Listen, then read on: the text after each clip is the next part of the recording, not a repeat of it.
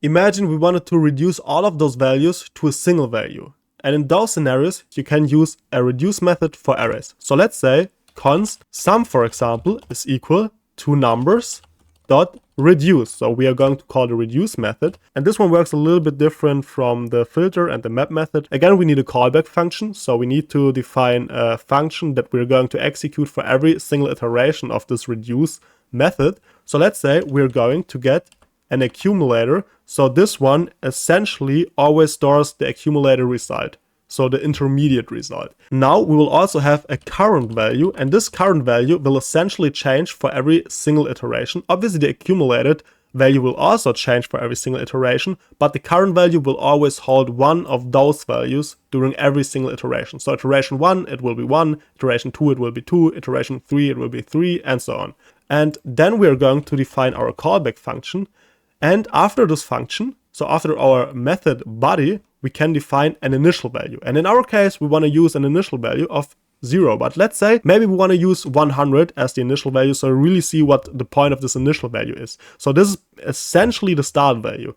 If we would start from 0 and we would now use or create a sum for all of those values, we would say 0 plus 1 plus 2, so 3, 6, and so on. But since we're going to start at 100, we will say 100 plus 1 plus 2 plus 3 and so on. And obviously you don't have to create a sum, but in our case we're going to create a sum. So we are just going to say that we want to return for every iteration the accumulator plus the current value. So how does this work?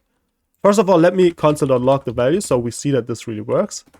So we are going to run the code, and as you can see we get 121. So how does this work?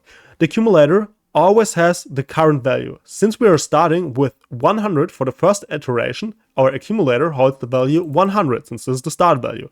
Now the current value for our first iteration is 1. So this current value holds 1, and now we have 100 plus 1. Since 100 is the starting value, so the accumulator value, and our current value is 1. So we are getting 101, ending the first iteration and going on to the second iteration. Second iteration, accumulator is 101, and our current value is 2.